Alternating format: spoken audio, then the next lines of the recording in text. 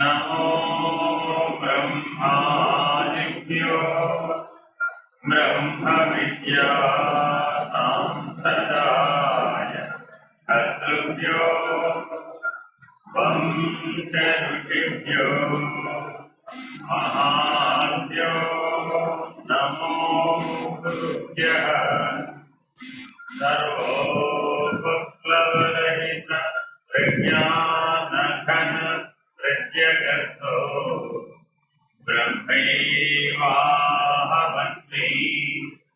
अहं पदार्थरहितः सदाशिवसमारम्भाम् व्यासशङ्करमध्यमाम् अस्मदाचार्यपर्यन्ताम् वन्दे गुरुपरम्पराम्।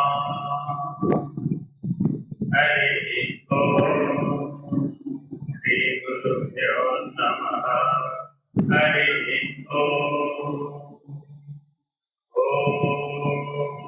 सहना भवतु सहनौ भुनक्तु सह वीर्यं करवावहै तेजस्विनावधीतमस्तु मा विद्विषावहै।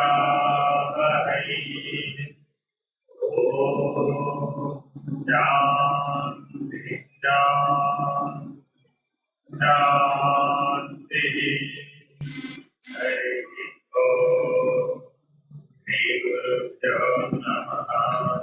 हरिः ओम्।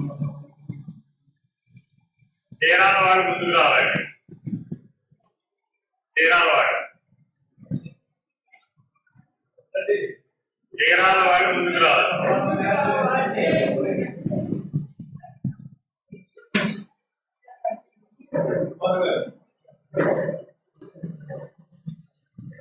రండి ముందుకు రండి. వాళ్ళని దృష్టిలో పెట్టి చెప్పాను అనుకోండి, అప్పుడు మీరు నాకు కనపడరు. మిమ్మల్ని దృష్టిలో పెట్టి చెప్పాను అనుకోండి, వాళ్ళకి అర్థమైపోతుంది.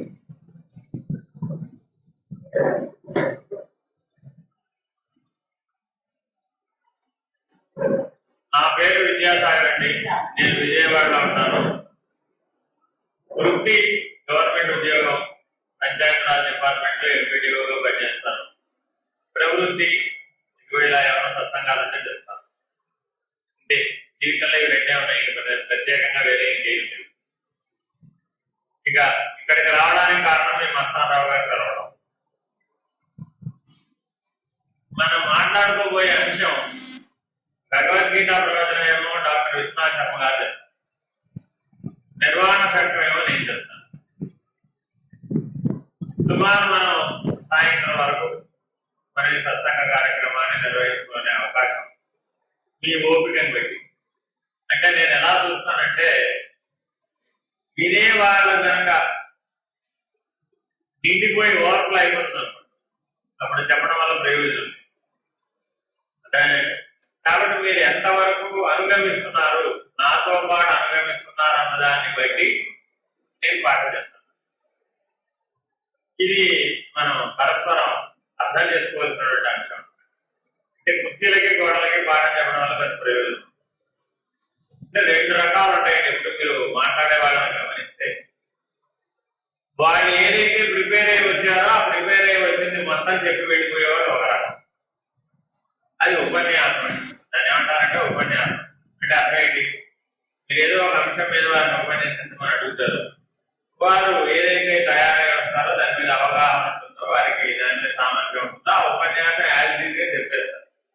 మీరు విన్నా వినకపోయినా, స్పందించినా స్పందించకపోయినా ఆయన పని ఆయన చేసేస్తాడండి. డాక్టర్ గారు ఆపరేషన్ చేసినట్టుగా. పేషెంట్ కి బిల్డింగ్ ఉందా లేదా ఆయనకు అనవసరం. నీకు బిల్డింగ్ లేకపోతే మంది ఇచ్చేయడం సరే డాక్టర్ గారు ఆపరేషన్ చేసేస్తాడు. అది అవసరం అన్నమాట. కాబట్టి అట్లా చెప్పేది ఉపన్యాసం. అర్థమైందండి? నా పద్ధతి ఉపన్యాసం కాదు. అంటే నేను ఉపన్యాసాలు చెప్పను. ఏం చేస్తాను? ఎవరితో అయినా మాట్లాడడానికి వస్తాను. ఏం మాట్లాడతాను? మానవ జీవితం గురించి మాట్లాడతాను. లేదా ఇంకేం మాట్లాడతాను? ఏం మాట్లాడుకున్నా మనం, ఏం చదువుకున్నా మనం, అది మానవ జీవితానికి అనుగుణంగా, అనుబంధంగా అమలయ్యేటట్టుగా మనం మాట్లాడుకోవాలి.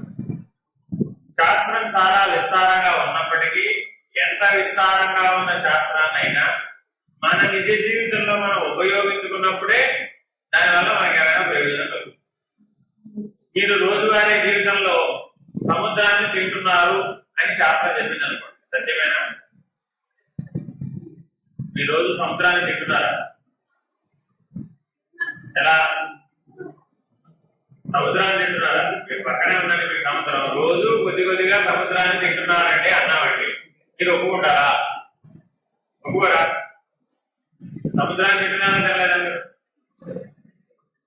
చెప్పటల్లా ముందున్నవాడు బ్యాంక్ మేనేజర్ గారు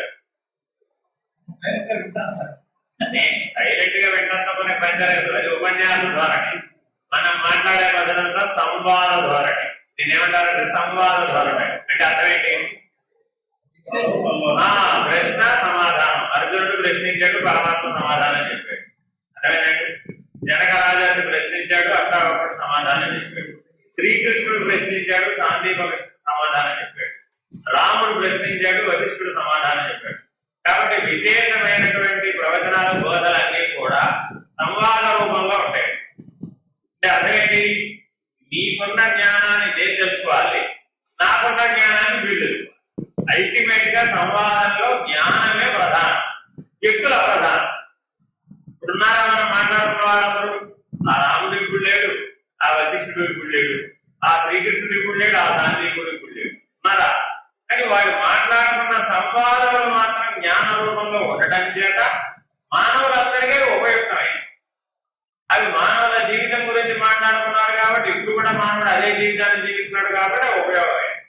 లేకపోతే వేల సంవత్సరాల క్రితం, లక్షల సంవత్సరాల క్రితం చెప్పుకోబడినటువంటివి ఈనాడు ఎలా ఉపయుక్తం అవుతాయి? ఆనాడున్న జీవితం, ఈనాడున్న జీవితం వేరువేరుగా ఉందా లేదా? చాలా తేడా. ఆనాడంతా రథాల్లో వెళ్ళేవాడు, దేవుడు రథాల స్థానంలో కాళ్ళు వచ్చినాయి, అంతే కదా? కాబట్టి ఆనాడు గుర్రాల్లో కొంచెం రథాలు తోలినట్టుగా శ్రీకృష్ణుడు గీతా సందేశంలో కనపడు, అంతేనా కాదా? ఇప్పుడు అదే గుర్రం రథం రావాలనే వ్యవహారం. అంటే యాజ్ ఇట్ ఈజ్ గా తీసుకోకూడదు. దాంట్లో ఏం తీసుకోవాలి? జ్ఞాన సారాంశాన్ని స్వీకరిస్తే మన జీవితానికి మనం ఎట్లా ఉపయోగించుకోవచ్చని తెలుసు. అర్థమైందండి? కాబట్టి మానవ జీవిత గమ్యం ఏమిటి? ఈ ప్రశ్నకి మీరు ఏమైనా ఆన్సర్ చేస్తే దాన్ని బట్టి నేను ముందుకెళ్తాను. అసలు నిర్మాణ శక్తిని చెప్పాలా వద్దా అని అప్పుడు ఆలోచిస్తాను. మానవ జీవిత గమ్యం ఏమిటి? పుట్టాలి. ముందు పుట్టాలా పుట్టక్కర్లేదా? మానవుడు పుట్టాలా పుట్టక్కర్లేదా? పుట్టాకండి. పెరగాల వద్దా? పెరగాలి. ఎంతకాలం పెరగాలి? 5 ఏళ్ళు చాలా, 20 ఏళ్ళు చాలా? బాల్యం పూర్తిగా విడవాలి అంటే 20 ఏళ్ళు రావాలి, అంతే కదా? 20 ఏళ్ళకి మనం ఎడాన్ని అంటున్నాక 20+ ఎడాన్ని అంటున్నాం. సో 20 ఏళ్ళకి అతని యొక్క బాల్యం ఛాయలన్నీ పోయి స్వయంగా నిర్ణయం తీసుకోగలిగే జ్ఞానం వస్తుంది. అంటే మానవ జీవితం 100 ఏళ్ళు అనుకున్నాం అనుకోండి. 100 ఏళ్ళలో ఒక 20 ఏళ్ళు ఏం పోయింది? ఎదగడానికి పోయింది, అంతేనా కాదా? చివరి 20 ఏళ్ళు ఏం చేస్తాడు? ఏమంటాడు? ఎప్పుడు చూసినా నా జాత కావట్లేదు, నా జాత కావట్లేదు, నా జాత కావట్లేదు, నా జాత కావట్లేదు, ఏదంతా అడుగు. 80 ఏళ్ళు జరగడం ఏం చెప్తారండి? ఏం చెప్తారు? ఏమిటండి, చెయ్యాలనుకున్నాను కానీ జాత కావట్లేదు. సో చివరి 20 ఏళ్ళు అశక్తతతో పోయి మొదటి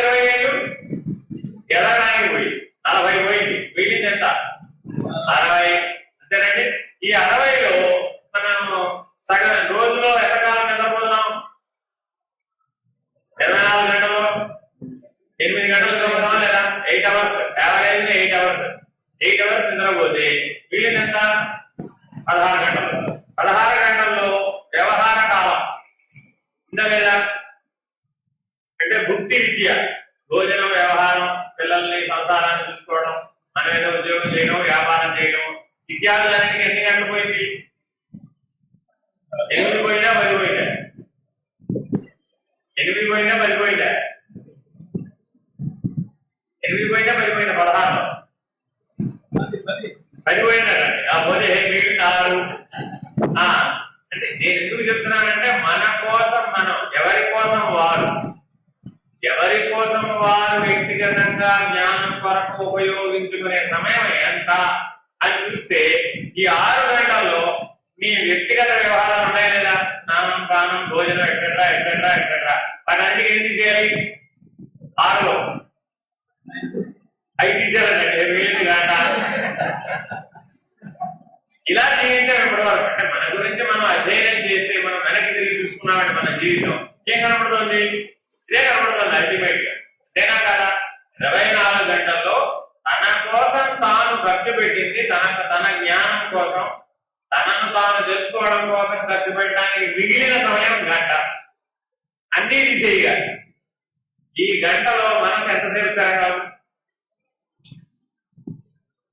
మనసు స్థిరంగా ఉంటేనే కదా ఏదైనా తెలుసుకోగలిగేది, జ్ఞానం ప్రాప్తించేది. మనసు ఎంతసేపు స్థిరంగా ఉంది? 1 గంటలో ఒక అరగంట ఉంటుందా, ఒక 30 గంట ఉంటుందా, ఒక 5 నిమిషాలే ఉంటుందా, ఒక 2 నిమిషాలే ఉంటుందా? 5 నిమిషాలు అంటే అది ఎక్కువటండి. అంటే నిజంగా నీకు ఉపయోగపడిన సమయం 24 గంటల 5 నిమిషాలు. ఆ లెక్కన మధ్యలో ఉన్న 60 సంవత్సరాలలో, అంటే కదా అల్టిమేట్ చూసాం, మధ్యలో ఉన్న 60 సంవత్సరాలలో రోజుకి గంట చొప్పులు లెక్కేసినా కూడా ఎంత ఉపయోగపడింది నీకు? సంవత్సరానికి 365 గంటలు. అంతేనా? ఇంటూ 60, 3650, 6 కోట్లు 18, మాక్సిమం 20,000 గంటలు మాత్రమే నీ జీవితంలో నీకు ఉపయోగపడుతుంది. 20,000 గంటలు అంటే 24 డివైడ్ చేయండి. మాక్సిమం 800 రోజులు జీవితం మొత్తం మీద నీ కొరకు, నీ జ్ఞానం కొరకు ఖర్చు పెట్టినంత 800 రోజులు మాత్రమే. ఇది 100 ఏళ్లలో. అంతేనండి. ఇప్పుడు మృత్యు ఎప్పుడు రావచ్చు? మృత్యు ఎప్పుడు రావచ్చండి? 100 ఏళ్ళకి రావచ్చా? రేపు రావచ్చా? ఎప్పుడైనా రావచ్చా? మరి ఇప్పుడు 800 రోజుల్లో ఇప్పుడు ఎంత బాకీ మిగిలింది? కక్షాట అయిపోతుందా లేదా? ఇలా మన జీవితం అంతా వెనక్కి తిరిగి చూస్తే మనల్ని మనం తెలుసుకోవడానికి వినియోగించినటువంటి సమయం అతి తక్కువగా కాదు. మానవుడు ఒక్కడే తనను తాను తెలుసుకోగలిగినటువంటి జీవి భూమండలం మీద. ఏ కాలమైనా, కృతయుగ కాలమైనా, త్రేతాయుగమైన, ద్వాపరయుగమైన, కలియుగమైన మానవుడు ఒక్కడే తనని తాను తెలుసుకోగలిగేటటువంటి సమర్థత కలిగినటువంటి జీవి. మరి తనను తాను తెలుసుకోవడానికి ఏదైనా సమయం వినియోగించదా? వినియోగించలేదా? వినియోగించలేదా? మీరు ఎవరైనా ఏం సమాధానం చెప్తారు? మీ పేరు, మీ ఊరు, మీ విలాసం, మీ వ్యవహారం, మీ వృత్తి, ఇంతే కదా చెప్పేది. నేనేం చెప్పాను ఎవరిగా మీరు కూడా చెప్పేది అంతేనా? నేను ఆత్మస్వరూపుడని మనలో సమాధానం వచ్చిందే? రాలేదు. నేను ఆత్మస్వరూపుడని కానీ, నేను బ్రహ్మమునని కానీ, నేను పరమాత్మనని కానీ మన లోపల ఏమైనా ఆన్సర్ వచ్చిందా? బయటికి చెప్పక్కర్లా, మీ లోపలైనా అటువంటి ఆన్సర్ వచ్చిందా? వచ్చిందనుకోండి, ఆ దిశగా మనం జ్ఞానాన్ని సముపార్జించాం. అంటే ఆ స్ఫురణ జ్ఞానం వల్లే కలుగుతుంది, మిగిలిన వారి వల్ల కలదు. కాబట్టి ఎప్పటికైనా మానవుడు ఏం చేయాలి? నేను ఆత్మస్వరూపుడు, నేను బ్రహ్మస్వరూపుడు, నేను పరమాత్మ స్వరూపుడు అని స్వరూప జ్ఞానం దిశగా తాను చేసినటువంటి ప్రయత్నాన్ని బట్టి ఇది లభిస్తుంది. స్వరూప జ్ఞానం దిశగా మనకు ఆసక్తి లేదను, స్వరూప జ్ఞానం దిశగా ప్రయత్నం లేదను, అప్పుడు వేదాంత శాస్త్రాల వల్ల మీకేం ప్రయోజనం లేదు. ఇది మనం గుర్తించాల్సినటువంటి అంశం. రామాయణాన్ని, భారతాన్ని, భాగవతాన్ని కూడా వేదాంత శాస్త్రాలతో సమానంగానే ఋషులు సృష్టించారు. అవి అవడానికి కావ్యాలు, ఇతిహాసాలు అయినప్పటికీ వాటిలో ఉన్నదంతా కూడా వేదాంతమే ఉంది. అయితే ఆ దృష్టితో మనం వాటిని అధ్యయనం చేయడం లేదు. అలాగే మనం రోజువారీ చేసేటటువంటి కర్మకాండ, ఇందాక వస్తానరావు గారు అన్నారు, ఏమంటే కుంకుమ పూజలు పెడితే మనకి చాలండి అన్నారు. ఆ పూజాధికములలో పెట్టబడినటువంటి కర్మకాండ వెనక ఉన్నటువంటిది కూడా జ్ఞానమే. అంటే ఆ జ్ఞానాన్ని తీసేస్తే ఆ పూజ నిష్ఫలం. మీరు భోజనం చేస్తున్నారండి, ఆ భోజనంలో బలం లేదనుకోండి, ఆ భోజనం వల్ల ప్రయోజనం ఉందా? లేదు కదా, చెప్తుందంటే. అలాగే కర్మకాండ వెనక ఉన్నటువంటి ఆత్మజ్ఞానాన్ని కనుక తీసేస్తే ఆ కర్మకాండ వృధా అయిపోతుంది. కాబట్టి కర్మకాండతో పాటుగా మనం ఏం చేయాలి? జ్ఞానాన్ని కూడా తెలుసుకోవాలి. అంటే మానవుడు బుద్ధిగత జీవి, బుద్ధిగత జీవి అయినటువంటి మానవుడు జ్ఞానాన్ని మాత్రమే పొందాలి. కానీ జ్ఞానాన్ని తప్పు మిగిలిన వాటిని పొందే ప్రయత్నం చేస్తుంది. అంటే మిగిలిన అవసరం లేదా? అవసరమే, కానీ సామాన్యంగా అవసరం, అంతేగాని విశేషంగా అవసరం. ఈ సత్యాన్ని మనం ఎంత తొందరగా గుర్తిస్తే అంత తొందరగా మనం ప్రవృత్తి మార్గం నుంచి నివృత్తి మార్గంలోకి మారుతాం. ప్రవృత్తి మార్గం అన్నా నివృత్తి మార్గం అన్నా ఏంటి? ఇక్కడ కూర్చున్నాం, ఎక్కడికో సంబంధించినటువంటి ఆలోచనలు మనకు వచ్చినాయి. రాలేదా? ఎందువల్ల?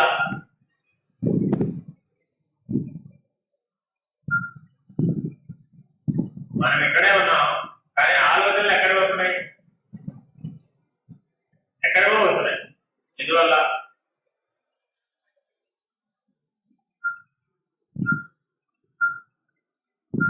ఎందువల్ల? మనం ఎక్కడుంటే ఆలోచనలు కూడా అక్కడే ఉండాలా, లేకపోతే ఎక్కడి నుంచి రావాలా? ఇక్కడే ఉండాలి. కానీ ఎక్కడికో సంబంధించిన ఆలోచనలు ఎలా వచ్చినాయి? ఆ ఆలోచనల ఎందు మనకి ఆకర్షణ ఉండటం, ఆ ఆలోచనల ఎందు ఆకర్షణ ఉండటం చేత ఆ ఆలోచనలన్నీ మనకి ఇక్కడ కూర్చున్నా వస్తాయి. ఉదాహరణ చెప్తాను. ఇప్పుడు మీ భార్య, పిల్లలు ఎవరు కూడా ఇక్కడ లేరు, ఎక్కడో మీ ఇంట్లో ఉన్నారు. వాళ్ళకి సంబంధించిన ఆలోచన మనకి ఇక్కడ వస్తుందా, రావట్లేదా? వస్తుందా? ఎందుకని? వాళ్ళ ఎందు మనకు ఉన్నటువంటి అనురాగం, ఆకర్షణ బలం, అందువల్ల వస్తుంది. రైట్ అండి. మీ ఇంట్లో ఉన్నటువంటి చెంబు, తప్పాలా, గరిక గుర్తొచ్చినాయా? గుర్తురాలేదా? చెంబు, తప్పాలా, గరిక గుర్తురాలేదా? ఎందుకని? వాటి ఎంత ఆకర్షణ లేదంటే అవి సామాన్యం. అవి ఏమిటండి, ఎవరికైనా చెంబు, తప్పాలా, గరిక ఉండటం సామాన్యమే కదా అని వాటి ఎక్కడ మనకి ఏమైంది? విశేష దృష్టి లేదన్నమాట, సామాన్య దృష్టి. అదేనండి. మీ ఇంట్లో ఎంత బంగారం ఉందంటే అని అడిగాను అనుకోండి, ఏం చెప్తారు? చెప్తారా లేదా? మీ ఇంట్లో ఎంత బంగారం ఉంది? గుర్తొచ్చిందా, గుర్తురాలేదా? వచ్చిందా? మీ ఇంట్లో ఎన్ని చెంబులు ఉన్నాయి? తెలియదు. ఇంట్లో రోజు ఉపయోగించే చెంబులు ఎన్ని చెంబులు ఉన్నాయండి అంటే తెలియదు.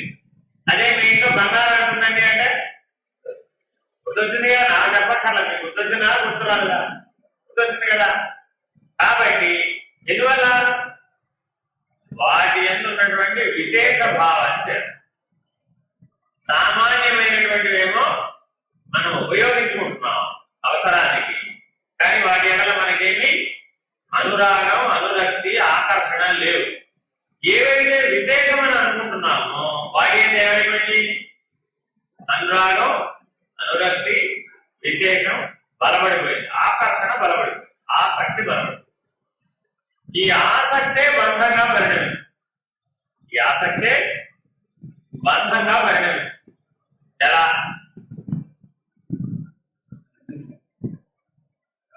పదే పదే అవే గుర్తు రావడం వలన. బంధం అంటే ఏంటి? పదే పదే అవే గుర్తు రావడం అనేదే బంధం, వేరే ఇంకేం లేదు. మీరు ఖాళీగా కూర్చున్నారండి, ఖాళీగా కూర్చున్నప్పుడు ఏమేమి గుర్తు వస్తున్నాయి అనేది గమనిస్తే ఆ గుర్తొచ్చేవన్నీ మీకు బంధములే, వేరే ఇంకేం లేదు. మీకేం బంధములు ఉన్నాయని తెలుసుకోవాలి అంటే పెద్దలు ఏం చెప్పారంటే ఒకసారి మిమ్మల్ని మీరు ఖాళీగా కూర్చుని గమనించుకోండి. గమనిస్తే ఏమవుతుంది? ఏమేమి ఆలోచనలు వచ్చినాయో ఒక పేపర్ మీద రాసుకోండి. ఏం చేయమాకండి, ఊరికే ఖాళీగా కూర్చుని ఏమేమి ఆలోచనలు వచ్చినాయో ఓ పేపర్ మీద రాయండి. రాస్తే ఎన్ని ఆలోచనలు వస్తాయి? ఒక గంట సేపు ఖాళీగా కూర్చోండి. మీకోసం ఒక గంట కేటాయించాలి లేదా 24 గంటల్లో. ఆ గంటలో ఏం చేయాలట? ఓ పేపర్ తీసుకుని ఆ గంట సేపు ఖాళీగా కూర్చుంటే మీ మనసులో ఏమేమి ఆలోచనలు వచ్చినాయో ఓ పేపర్ మీద రాయండి. రాస్తే ఏమైంది? వస్తాయి సుమారు ఒక 20, 30, 40 రావచ్చు కదా. నిమిషానికి ఆలోచన చొప్పులు లెక్కేస్తే 60 వస్తాయి. సరే 2 నిమిషాల పాటు లెక్కేస్తే 30, 3 నిమిషాల పాటు లెక్కేస్తే 20, 4 నిమిషాల పాటు లెక్కేస్తే అంతేనా కాదా? కానీ అసలు ఆలోచనలు లేకుండా ఏమైనా సమయం ఉందా? లేదా? ఆలోచనలు లేకుండా ఏమైనా సమయం ఉందా? లేదా? ఉందా? ఎంత ఉంది? ఎంత ఉంది? ఎంత ఉంది? నిద్రపోయిన 8 గంటల్లో ఆలోచన లేదు కండి. ఒప్పుకుంటారా లేదా?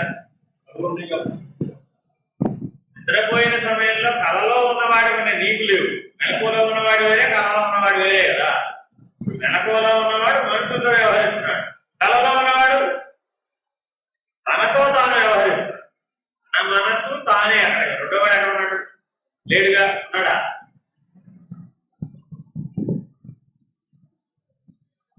కాబట్టి జాగ్రత్తగా ఆలోచిస్తే మానవుడు బంధము నుంచి అంటే బద్ధత్వము నుంచి బుద్ధత్వమునకు ఎదగాలి. బద్ధత్వము నుంచి బుద్ధత్వమునకు ఎదగాలి అంటే మధ్యలో నిర్వాణం అనేటటువంటి మార్పు రాదు. నిర్వాణం అనేటటువంటి పరిణామం వస్తేనే బద్ధుడు బుద్ధుడు అవుతాడు. బద్ధుడంటే ఏంటి? కానీ చెప్పే నిర్వచనం ఏమిటి? ఖాళీగా అలా కూర్చుంటే నీకు ఏ ఆలోచనలు వస్తే ఆ ఆలోచనలన్నీ బంధము. బుద్ధుడంటే ఎవరు? ఏ ఆలోచన లేకుండా ఓరక కూర్చోగలిగిన వాడెవడో వాడు బుద్ధుడు. అర్థమైందండి? ఎవరైనా ఊరికే కూర్చున్నాడు అనుకోండి, ఏమంటాం మనం? అండి ఏంట్రా ఊరికే కూర్చున్నావు బుద్ధుడా? సత్యమేది. అదేమన్నా చిన్న విషయం కాదు. మనం మనసును ఊరకు కూర్చోబెట్టగలగడం అనేది చిన్న విషయమేనా? పెద్ద విషయమా? ఏమండి? మనసును ఊరక ఉంచగలుగుతున్నామా? ఊరక ఉంచలేకపోతున్నామా? అదే పోతా ఉంటుంది. మన నిర్ణయం మేరకు పోతుంది అది. దాని నిర్ణయం మేరకు మనం పోతున్నామా? దాని నిర్ణయం మేరకే మనం పోతున్నట్టు కనపడుతుంది. అంతేనా కదా? నిజ జీవితంలో చూస్తే దాని నిర్ణయం మేరకే మనం పోతున్నట్టు కనపడుతుంది. నిజానికి మన నిర్ణయం మేరకు అది ఉండాలా? దాని నిర్ణయం మేరకు మనం ఉండాలా? అంతేనా కదా? ఎందుకని? కారణం ఏమిటి? నేనుంటేనే కదండి మనసు పనిచేసేది. అంతేనా కదా? నేను లేకపోతే మనసును పనిచేయమనండి, పనిచేయగలుగుతుందా? ఒక శవానికి మనసు పనిచేస్తుందా? పనిచేయదుగా. ఎందుకని? నేను లేదు కాబట్టి. వాడు నేను అనగలడా? ఇప్పుడు శవం నేను అనలేదుగా. నేనని అన్నంతసేపేగా మనసు పనిచేసేది. కాబట్టి నేను ప్రధానం, మనసు ప్రధానం? నేనేగా ప్రధానం. కానీ వ్యవహార కాలంలో ఏమైపోయింది? నేను స్థానంలో మనసు వచ్చి కూర్చు. అర్థమైందండి? రాజుగారు ఇట్లా సినిమాలో చూస్తుంటారు కదా, సింహాసనం పైన ఉంటుంది, కింద అందరూ కూర్చుని ఉంటారు. సింహాసనం ఖాళీగా ఉంటే ఏమైపోతుంది? ఎవరో ఒకరు కూర్చుంటారు. అంతేనా కదా? ఇప్పుడు ఆ సింహాసనంలో ఎవరు ఉండాలి? నేను ఉండాలి. కానీ నేను కిందకి దిగి వచ్చేసాడు. కిందన్న మనసు ఏమైపోయింది? పైకి వెళ్ళి సింహాసనంలో కూర్చుని ఏం చెప్పింది? ఇప్పుడు నేను చెప్పినట్టు వినండి. అదే నేను కనుక యొక్క సింహాసనంలో ఉంటే నేను చెప్పినట్టు మనసు. ఇప్పుడు మనం ఏం చేయాలా ప్రయత్నం? ఎలాగోలా సింహాసనంలో కూర్చున్నటువంటి మనసుని కిందకి తింటారు, దాన్ని అప్రధానం చేయాలి. అది నేనే ప్రధానం అంటారు. మనం ఏం చేయాలి? నువ్వు అప్రధానం అని దానికి చెప్పాలి. చెప్తేనే అది విలువ. అర్థమైనా? కాబట్టి నిదానంగా ఆలోచిస్తే మనస్సు యొక్క ప్రాధాన్యతని మనం తగ్గిస్తూ వస్తే ఈ సమస్యకు పరిష్కారం లభిస్తుంది. మనం కొంతకాలం జీవించేటప్పుడు ఏం జరిగిపోయింది? ఇప్పుడు పొరపాటు జరిగిపోయింది. ఏం జరిగిపోయింది? మనస్సు అప్రధానమైనటువంటి గుర్తించవలసింది పోయి మనసు పట్టుకెళ్ళి ఏం చేసాం? ప్రధాన స్థితిలో కూర్చోబెట్టి. ఇప్పుడు మళ్ళీ ఏం చేయాలి? నువ్వు అప్రధానం, నువ్వు అప్రధానం, నువ్వు అప్రధానం, నువ్వు అప్రధానం అని చెప్తూ దాన్ని తెచ్చాలి. ఉదాహరణ చెప్తాను, మీకు అర్థమైంది. బంగారం చాలా విలువైందేనా కాదు? బంగారం చాలా విలువైందేనా? విలువైందేనా? భోజనం కావాలా, బంగారం కావాలా? భోజనం కావాలా, బంగారం కావాలా? అరే ఇప్పుడేగా బంగారం విలువైందా? విలువైందే కానీ జీవితానికి ఉపయోగపడదు. అదేమైనా ఇప్పుడు మనసు కూడా బంగారం లాంటి, భోజనం కాదు, విలువైందే. కానీ ఏం చేయాలని? ఎంతవరకు అంతవరకే వాడాలి. మనం బంగారాన్ని భోజనంగా వాడగలుగుతున్నామా? వాడలేం కదా. ఇంట్లో కిలో బంగారం ఉందండి, రోజు 10 గ్రాములు తినండి అంటే తినలేవు. అది భోజనం అనే అవసరానికి పనికిరాదు, అంతేనా కదా? కానీ అలాంటి భోజనాలు 1,00,000 భోజనాలు సృష్టించగలుగుతుంది, అలా కదా? 10 గ్రాములు బంగారం పెడితే 1,00,000 మందికి అన్నం పెట్టేది. మరి దాంట్లో అంత బలం ఉందా లేదా? ఇప్పుడు విలువ ఉందా లేదా? ఉంది. కానీ దాన్ని భోజనంగా ఎకాఏకిగా వాడాలి, అంతేనా కదా? అలాగే మనసును కూడా ఏం చేయాలంటే ఇప్పుడు అదంత విలువైంది, బంగారం అంత విలువైంది, కానీ దానికి ఇవ్వవలసిన చోటు ఇవ్వాలి. మనం ఏం చేసాం? భోజనం స్థానంలోకి బంగారాన్ని తెచ్చేటప్పటికి ఏమైపోయింది? వాడు భోజనం గురించి స్మరించడం మానేశాడు, ఆలోచించడం మానేశాడు. దేని గురించి ఆలోచన పెట్టాడు? పొద్దున్న లేస్తే దాని గురించి. అర్థమైందండి? ఇలా జాగ్రత్తగా గమనించి మీ జీవితంలో ఉన్నటువంటి ప్రాధాన్యతలను గుర్తించి ఆ ప్రాధాన్యతలని మార్చడం ఎట్లా అని బాగా ఆదిశంకరులు వారి గురువు గారి దగ్గరికి వెళ్ళారు. నర్మదా నదీ తీరంలో గోవింద భగవత్పాదులు దగ్గర. శంకర భగవత్పాదులు ఇక వారి గురువు గారిని ఆశ్రయించక ముందు వారికి భగవత్పాదులు అనే పేరు లేదు, శంకరులు అనే పేరు. వారు వారి గురువు గారిని వెతుక్కుంటూ వెళ్ళారు. నర్మదా నదీ తీరంలో ఉన్న గోవింద భగవత్పాదులు కేరళలో కాలడిలో ఉన్నటువంటి శంకరులను తన దగ్గరికి పిలిపించుకున్నారు. ఎలా పిలుపుతున్నారు? ఎలా పిలుపుతున్నారు? సెల్ ఫోన్ లేదు, లేదండి, ఫోన్ లేదు ఆ రోజుల్లో. ఇంకేం లేదు, విమానం లేదు, కనీసం రథాలు కూడా లేవు. ఏమన్నాయి? కాలినడక లేకపోతే ఎట్టబట్టి. శంకరులు కేరళలో కాలనీలో వెళ్ళారు. ఆయన నర్మదా నదీ తీరంలో ఉన్న గురువు గారి దగ్గరికి సరాసరి చేరాడు. మధ్యలో ఎక్కడ చేరిన ఆయనకి ఎంత శక్తి ఉంది, పిలిచిన ఆయనకి ఎంత శక్తి. మనం విజయవాడ నుంచి ఇక్కడికి, చీరాల నుంచి ఊళ్ళో నుంచి ఇక్కడికి ఈ స్థలం తెలుసుకోవాలంటే ఎన్నిసార్లు ఫోన్ చేశాం? ఇది మన శక్తి. వాళ్ళకి మనకి ఏం తేడా అర్థమైపోయింది? ఆ వెళ్ళిన ఆయన కేరళలో కాలనీలో బయలుదేరాడు. కాలినడకన సరాసరి ఎక్కడికి చేరాడు? నర్మదా నదీ తీరంలో ఉన్నటువంటి గోవింద భగవత్పాదులు చేరాడు. ఆయన పిలిచిన ఆయన బలమని, వెళ్ళిన ఆయన బలమని. మన బలం ఇప్పుడు మస్తానరావు గారు ఈ పూర్వాలే వచ్చాను, మస్తానరావు గారు రామాపురం జంక్షన్కి వచ్చాను, మస్తానరావు గారు మన్నం రెసిడెన్సీకి వచ్చాను అని 3 సార్లు ఫోన్ చేస్తే గానీ కళ్యాణం అక్కడ అంటే మనం ఏం వాడలేదు, మనకు లేదా ఇప్పుడు ఆ బలం ఉందా లేదా? ఇప్పుడు ఆ బలం ఉంది అని మనం వాడలేదు. ఏంటా బలం పేరేంటి? చైతన్యం. ఆ బలం పేరేంటి? చైతన్యం. ఈ చైతన్యం అనే బలానికే ప్రజ్ఞ అని కూడా పేరు. చైతన్యం అనే బలానికి ఎవరి పేరండి? ప్రజ్ఞ. చాలా ప్రజ్ఞాశాలండి ఆయన.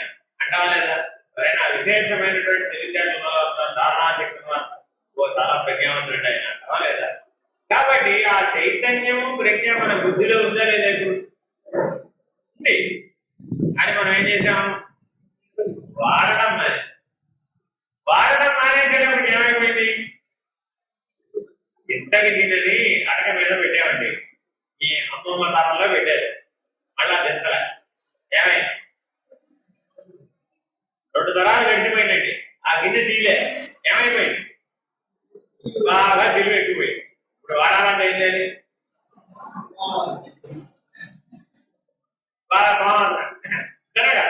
చిలువ పోయేది దొంగతే కానీ ఆ పాత్ర శుద్ధమైతే గాని మరలా ఉపయోగపడదు. అంతేనా కదా?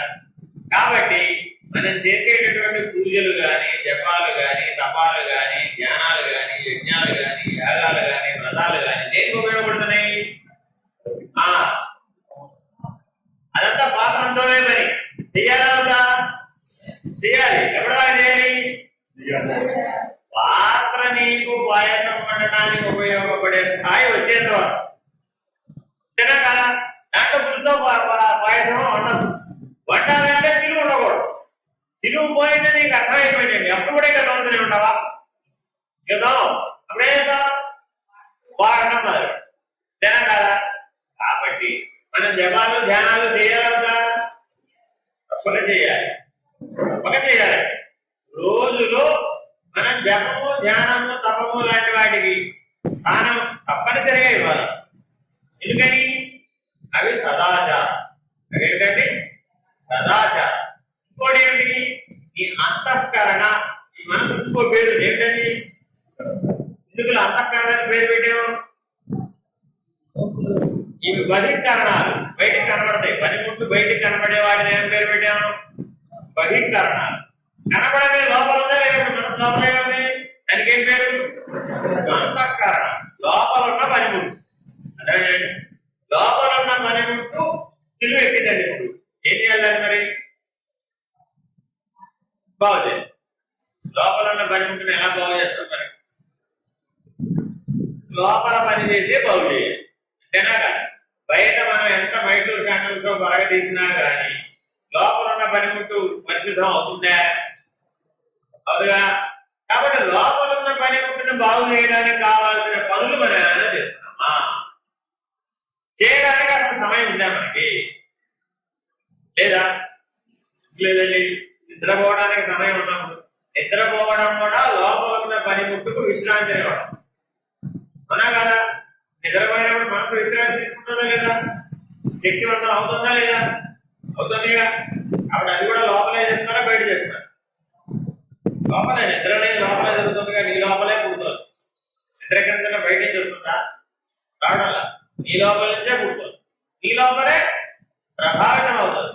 నిన్నే తనలోకి లాక్కుంటుంది. అట్లా కొంతసేపటి తర్వాత వదిలిపెడుతుంది. రోజు పని జరుగుతుందా లేదా? నిద్ర వస్తుంది, అట్లా పోతుంది. మెలకువ మాత్రం ఎప్పుడూ ఉంటుంది. మెలకువ మాత్రం ఎప్పుడూ ఉంటుంది.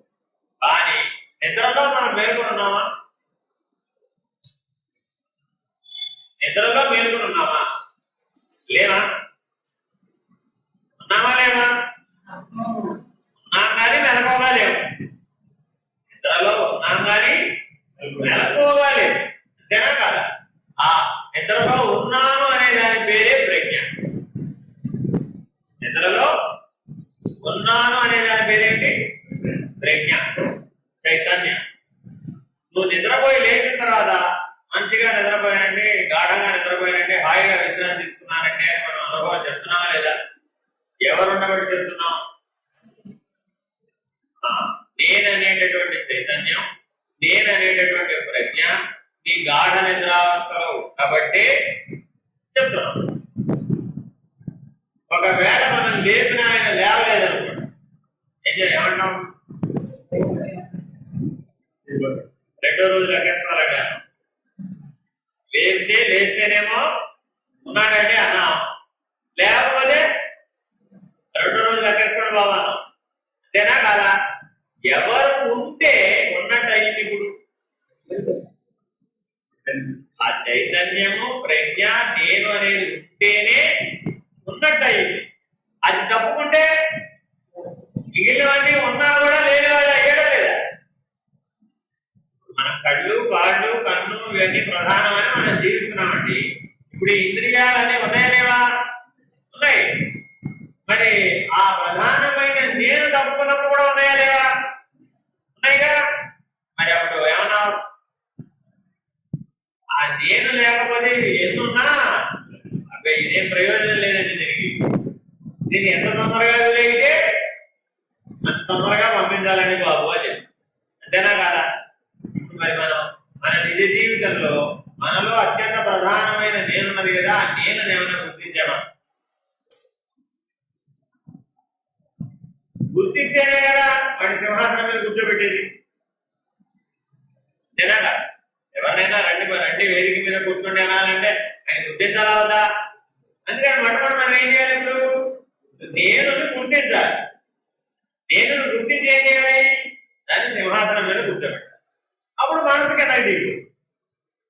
రెండు పనులు ఉన్నాయి. ఒకటి ఏంటి? మనసుని అప్రధానం చేయాలి. నేను పట్టుకొచ్చి సింహాసనంలో కూర్చోబెట్టాలి. నేను పట్టుకొచ్చి సింహాసనంలో కూర్చోబెట్టాలంటే నేను గుర్తించాలి. గుర్తించి కూడా పిలుస్తాం. ఇక ఆయన ఎవరో తెలియకపోతే ఏమంటే రండి వేదిక మీద ఆసనం స్వీకరించండి అని అడ్డు చెప్తారు? చెప్పలేదు కదా. కాబట్టి నేను గుర్తించాలంటే ఎలాగా? ప్రశ్న ఏంటి? ఇప్పుడు నేను గుర్తించాలంటే ఎలాగా? మేము గుర్తించలేకపోతున్నాం కదా. ఇదే ప్రశ్నని గోవింద భగవత్పాదులు శంకర భగవత్పాదులు అడిగారు. కాబట్టి జాగ్రత్తగా గమనిస్తే ఇదే ప్రశ్నని గోవింద భగవత్పాదులు శంకర భగవత్పాదులను అడిగారు. వెతుకుంటూ బాబు ఇన్ని వందల కిలోమీటర్లు నడిచి పెట్టి ఇంత శ్రమ చేసి గురువు గారిని పిలిచాడు. బయట నిలబడి ఏమని అడిగాడు ఆయన? యు మీ ఇంటి దగ్గర ఎవరైనా కొట్టారనుకోండి ఏమడుతారు? ఎవరైనా మీరు అడగడం అంతేనా? ఆయన కూడా ఏమడిగాడు? ఎవరైనా మీరు అడిగాడు. ఎవరైనా మీరు అడిగితే మనమైతే ఏం సమాధానం చేస్తాం? నేను సుబ్బారావునండి, ఫలానా ఊరి నుంచి వచ్చానండి, మా నాన్నగారు ఫలానా అండి, ఫలానా పని మీద వచ్చానండి, ఇలా మనం చెప్తాం. దీన్ని ఏమన్నారు? వ్యావహారికం. ఇది లేదని చెప్పాలా? దీన్ని ఏమన్నారు? వ్యావహారికం. ఆయన శంకర భగవత్పాదులు కదా, అడిగిన ప్రశ్న ఏంటి? ఆయన వచ్చింది ఏమన్నా మీద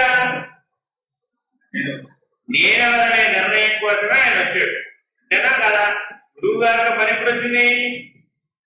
నేనెవరనే నిర్ణయం పొందాలంటేనే ఆధ్యాత్మికమైన గురువుతో మీకు పని. అంటే గురువు చాలా రకాలుగా మీకు లభిస్తాడా లేదా? మీరు అరిసెలు చేయడం తెలుసుకోవాలండి. ఎవరు ఎరగాలి? వచ్చిన వాడే అడగాలి. అంతేనా కదా? లేక నా దగ్గర వస్తే నేను చేస్తానా? నాకు రాదు బాబమ్మ అన్న. అలాగే ఏ విద్య అయితే ఆ విద్యకు సంబంధించిన గురువు దగ్గరికి వెళ్ళాలి. ఇప్పుడు ఆధ్యాత్మిక విద్యకు సంబంధించిన గురువును వెతుకుతూ శంకర భగవత్పాదులు వచ్చారు కాబట్టి ఆయన సమాధానం ఏ దృష్టితో చెప్పాడు? ఆధ్యాత్మికమైన పారమార్థికమైన దృష్టితో సమాధానం చెప్పాడు. ఏ దృష్టితో చెప్పాడు? పారమార్థికమైనటువంటి దృష్టితో సమాధానం. అంతేగాని నేను కాలాల నుంచి వచ్చాను, నా పేరు శంకరుడు అని తన విలాసము తన తల్లిదండ్రుల విలాసము చెప్పలేదు. అర్థమైందండి? ఏమని చెప్పుంటాడు మహా అయితే? ఊహించండి. కాగితాలు వాళ్ళకి ఇక్కడ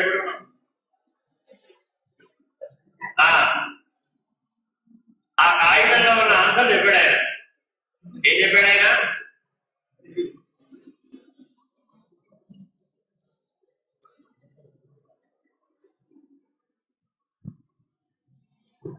ఆ నిర్వాణ షట్కం.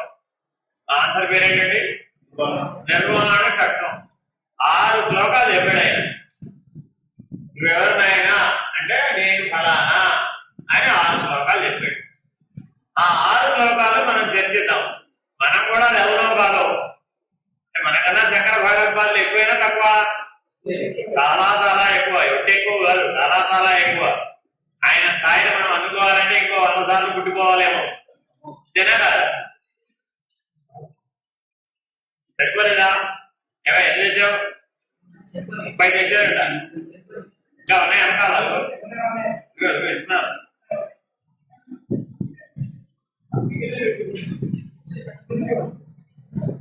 తరావాడు తీసుకుని మళ్ళీ మిగిలి ఇచ్చేయండి.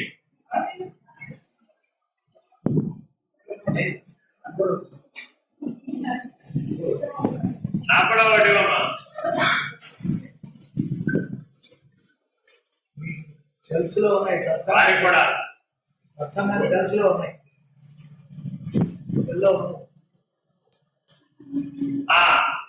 చూడండి ఒకసారి మీకు ఇచ్చిన కాగితంలో ఆయన ఏ సమాధానం చెప్పాడు అంటే మనోహంకార చిత్తాదినాహం న శ్రోత్రం న జిహ్వా న చక్రాణ నేత్రం న చవ్యో న భూమిర్న తేజో న వాయు చిదానందరూప శివోహం శివోహం. ఇదేంటి ఆయన ఇచ్చిన ఆన్సర్. అర్థమైందా? మీరెవరండి అంటే చిదానంద రూపుడైనటువంటి శివుడనే నేను. చిదానంద రూపుడైనటువంటి శివుడనే నేను. మీరందరూ రోజు జపం చేయాలంటే ఏం చేయొచ్చు? జపం అంటే ఏదో భగవన్నామం చేయాలి అవుతా. ఏం చేయాలి? గురువు గారు ఏదన్నా మంత్రోపదేశం చేస్తే ఆ ఉపదేశ మంత్రాన్ని జపం చేయొచ్చు. ఇంకేం చేయొచ్చు? శివ రామ కృష్ణ ఇలా ఏ నామాలైనా సరే, హరి ఇలా ఏ 2 అక్షరాల నామాలైనా జపం చేయొచ్చు. శంకర భగవత్పాదులు ఏమన్నారంటే ప్రపంచంలో అందరికీ గురువు ఉపదేశం ఉండే అవకాశం ఉందా? లేదుగా. ప్రతి వారికి గురువు దొరికి ప్రతి వారు ఉపదేశం పొందేంత అవకాశం లేదుగా. లేనప్పుడు ఏం చేయాలి మరి? ఇదిగో ఈ నిర్వాణ శక్తంలో ఉన్నటువంటి చిదానంద రూప శివోహం శివోహం అనేటటువంటి దాన్ని జపం చేయాలి. మీరు కూడా రోజు ఏం జపం చేయండి ఇప్పుడు? చిదానంద రూప శివోహం శివోహం అని జపం చేయవచ్చు. అంటే అర్థమేంటి? చిదానంద రూపుడైనటువంటి శివుడనే నేను. నేనే శివుడు కాదు, చిదానంద రూపుడైనటువంటి శివుడనే నేను. గుర్తుపెట్టుకోండి. ఆ నేను ముందుకు పట్టుకొస్తే చాలా ప్రమాదం. అదే అమ్మాయిని చెప్పేటప్పుడు ఎప్పుడు ఎక్కడ చెప్పాలి? నేను చివరికి చెప్పాలి, అంతేగాని నేను ముందుకు పట్టుకొచ్చి చెప్పకూడదు. అంటే అర్థమైంది? నేను చిదానంద రూపుడైన శివుడను అనకూడదు. ఎవరాలి? చిదానంద రూపుడైన శివుడని నేను. అర్థమైందా? ఏమిటా?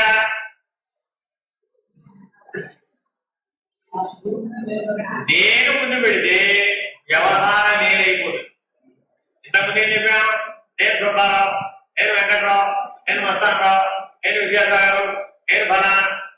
నేను ముందు పెట్టాను లేదా అక్కడ? అదే నేను వ్యావహారికమైన నేను, శరీరగతమైన నేను. అంతేనా కాదా?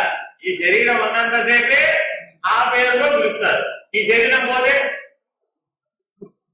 ఏమంటావు? సుబ్బారావు గారు పోయాడండి అంటావు, శవం అంటావు. ఎవరు వెళ్తున్నారండి? ఎవరో శవం అంటున్నాడు. అంతేనా కాదా? సుబ్బారావు గారు పోయాడంటే పోతుంది కదా. ఇంకో సంవత్సరం తర్వాత ఏమంటే బలానా ఉన్నాడా? ఆయన ఎప్పుడో పోయాడండి అంటున్నావా లేదా? అని ఎప్పటికీ పోని నేను, ఎప్పటికీ పోని నేను, ఒక నేను. ఆ నేను ఏ నేను? చిదానంద రూపుడైన శివుడనే నేను. అదే నేను ఎప్పటికీ పోలేదు. ఎప్పటికీ పోదంటే ఎప్పటికీ పోదు. అక్కడ దాకా పట్టుకో, పుట్టుకుందో లేదో మనం చివరికి తెలుస్తాం. ఎందుకని సరైనటువంటి నిర్ణయం మనకి స్పష్టంగా లేకుండా ముందే నిర్ణయాన్ని చెప్పామనుకోండి ఏమైపోతుంది, వ్యావహారికంగా మారి అప్పుడు దాని ప్రాధాన్యతను మనం గుర్తించలేము. అర్థమైందా? మీ ఇంట్లో ఉన్న బంగారాన్ని ఉప్పు డబ్బాలో ఎప్పుడన్నా పెట్టారా? పెట్టలేదా?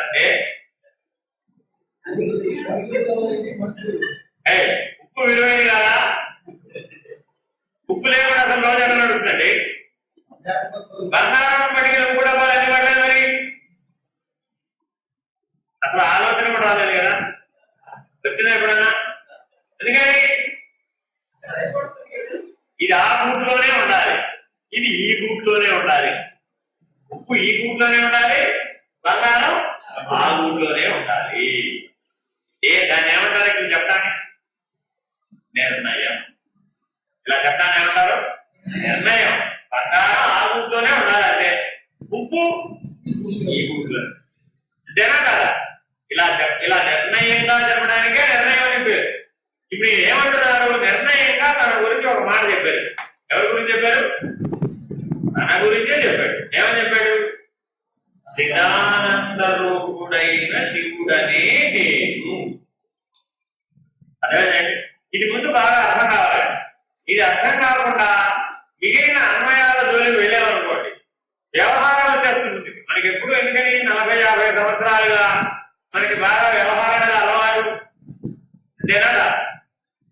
కాబట్టి జాగ్రత్తగా గమనించి వ్యవహార నేనుగా ఉన్నటువంటి నేనుని మరి ఇప్పుడు ఏ నేనుకు మార్చాలి? ఏ నేనుకు మార్చాలి? ఏమండి, ఇప్పుడు ఆయన మాట్లాడే మాటలతో ఇచ్చే పేపర్తో మీకు అన్న పనే చూడండి. మీరు ఇప్పుడు ఎటువైపు తిరిగారు?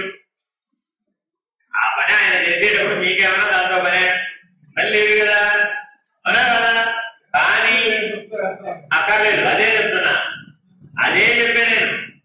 ఇక్కడే గుర్తుపెట్టుకోండి, మీరు మామూలుగా ఉన్నప్పుడు మనసుని దేని మీద నిలకడ చెందిస్తున్నారో అదే మీరు. అంతేనా కదా? వచ్చిన ఆయనకి వేసుకోవడం చేత కదా, తెలిసినా తెలియదా? తెలుసుకుంటాడు. అని ఓడకున్నావు అనుకో, అప్పుడు నువ్వు దృష్టి ఎక్కడ పెట్టాలో అక్కడ పెట్టాలి. లేకపోతే ఏమవుతుంది? మా ఇంటి పెళ్లికి వచ్చాడు బాబు, ఆయన ఆదరించకపోతే అలాగా. అర్థమైనా? అందుకని దేవుడి గుడిలో దేవుడి పెళ్లికి ఎవరు పెద్దలు? ఎందుకని? సామాన్యమైనటువంటి విషయం కాబట్టి, విశేషం కాదు కాబట్టి. దీంట్లో పెళ్లి అప్పుడేమై విశేషం, నువ్వే కర్తవి. అప్పుడు ఎవరు కర్త? నువ్వే కర్త. అర్థమైనా? దేవుడి గుడిలో పెళ్లి అక్కడ ప్రత్యేకంగా ఒకరు కర్త లేడు, దేవుడే కర్త. అక్కడ కర్త ఎవరు? దేవుడే కర్త. దేవుడి పెళ్లి ఎవరు చేసుకున్నారండి? ఏమంటే దేవుడికి ఎవరైనా పెళ్లి చేయగలరు? కానీ ప్రతి ఒక్కరు ఏమన్నారు? నేను శివ కళ్యాణం చేయించాను, నేను సీతారామ కళ్యాణం చేయి. అసలు నువ్వు దేవుడికి పెళ్లి చేయగలవా? ఎలా సాధ్యపడి? నువ్వు చెప్తున్న సీతారాములు ఎప్పటి వాడు? ఇప్పుడు ఎలా చేయించావు పెళ్లి? ప్రశ్నిస్తే ఏమైంది? ఇప్పుడు ఇందులో ప్రశ్నించాల్సిన అంశం ఉందా లేదా? మనం రోజువారీ జీవితాన్ని ఇట్లా ఎలా మారుస్తున్నావా లేదా? అది మన తర్వాత తరాల వాళ్ళకి కళ్యాణం అనే సంస్కృతిని అందించడం కోసం అది పెట్టాం. కొన్ని దేశాలలో కళ్యాణం అనే సంస్కృతి లేదు, ఉందా? అన్ని చోట్ల లేదు. కొన్ని చోట్ల కేవలం ఒప్పందమే ఉండదంటే అరేంజ్మెంట్ మ్యారేజ్, అగ్రిమెంట్ మ్యారేజ్ ఉన్నది. అంటే అర్థమేంటి? నువ్వు నేను కలిసి జీవితామా కలిసి జీవితాం, ఓకే. అక్కడ కళ్యాణంతో పని లేదు. ఈ సంస్కృతి, ఈ సాంప్రదాయం, ఈ జీలకర్ర బెల్లం, తాళి కట్టడం, ఈ గొడవ, గోళ, గట్ట, భజంత్రులు ఏమీ లేదు. అర్థమైనా? మరి ఇప్పుడు వాడు జీవితం నడవడం లేదా? కానీ సంస్కరించబడిన జీవితం జరగడం. ఏం జరగడం? సంస్కరించబడిన జీవితం జరగడం. జీవితం ఎక్కడ జరుగుతుంది? తింటే పడుకుంటే జీవితం అయిపోతుందండి. కానీ ఏముండాలి ఇప్పుడు? సంస్కరించబడిన జ్ఞానపూర్వకమైనటువంటి జీవనం ఉండాలి అనేది అత్యంత ప్రధానం మానవుడు. కాబట్టి వారి యొక్క సంస్కృతిని పరిశీలిస్తే వారి జ్ఞానం ఏమిటో అర్థమైపోతుంది. మన సంస్కృతిని పరిశీలిస్తే మన పూర్వీకులు ఋషిప్రోక్తమైన జీవన విధానాన్ని మనం జీవిస్తున్నాం కాబట్టి ఆనాటి జ్ఞానం మనం ఎట్లా ఈనాడు ఆచరిస్తున్నామో మనకు తెలుస్తుంది. అంతేనా కదా? మీరందరూ గుడికి వెళ్ళి మీ గోత్రం ఏంటంటే ఏం చెప్పుకుంటారా లేదా? ఏదో మేమైతే ఆత్రేయస, ఇంకోరు కౌండిన్యస, ఇంకోరు భారతరాయస, ఇంకోరు ఇంకోటి చెప్పుకుంటారా లేదా? ఎవరైనా మీ మనవాడు వచ్చి అడిగాడండి, మీతో పాటు గుడికి తీసుకెళ్ళారు, మీరేదో గోత్రం పేరు చెప్పారు, ఆయన అడిగాడు, మీ మనవాడు అడిగాడు, ఏదో చెప్పాడు, ఇప్పుడు అది ఏమిటని అడిగాడు. మన గోత్రం ఆయన గోత్రం అంటే ఏమిటన్నా? ఏం చెప్తావు? ఏం చెప్తావు? మన మన మన కులానికి, మన వంశానికి పూర్వీకులు అయినా ఆ పూర్వీకులు చెప్పినట్టుగా మనం జీవిస్తున్నాం కాబట్టి ఆ పూర్వీకుల పేరు మీదనే మన అడ్రస్ చెప్పుకుంటున్నాం. అర్థమైందండి? ఒక్కసారి ఆలోచించండి, వాళ్ళందరూ మహర్షులు కదా, మనం చెప్పుకునే వాళ్ళ పేర్లందరూ ఎవరు? మహర్షులైనా కదా. మన జీవితం ఇప్పుడు మహర్షుల వల్లనే ఉండాలి. అది లేనప్పుడు అదే గోత్రాన్ని చెప్పుకోవడానికి మనకు అధికారం ఉంది. కానీ మనం ఏం చేస్తున్నాం? అనుచానంగా గుడికి వెళ్ళాను, కొబ్బరికాయ కొట్టాలి, కొట్టాను, ప్రసాదం ముచ్చుకోవాలి, ముచ్చుకున్నాను, ఇంటికి రావాలి, వచ్చాను, కొబ్బరి పత్రం చేసుకుని తినాలి, తెలియదు. ఇందులో ముఖ్యమైనది ఏది? కొబ్బరి పచ్చడి, దేవుడు కావాలి. ఇలా జీవిస్తే ఇదేమైంది? ఇప్పుడు శరీరగతమైనది. ఇలా జీవించడానికి ఏమైనా పేరైనది? శరీరగతమైనది. అర్థమైందండి? వీడికి ఎంతసేపు దేని చుట్టూ తిరుగుతుంటుంది? ఏదో ఒకటి శబ్ద స్పర్శ రూప రసగంధాలు. మనకి 5 జ్ఞానేంద్రియాలు ఉన్నాయి లేదా? ఈ 5 జ్ఞానేంద్రియాలు కానీ 5 కర్మేంద్రియాలు కానీ, కర్మేంద్రియాలు 5 ఉన్నాయి లేదా? కర్మేంద్రియాలు అంటే ఏంటి? చెప్పినట్టు చేసేవి. కర్మేంద్రియాలు అంటే ఏంటి?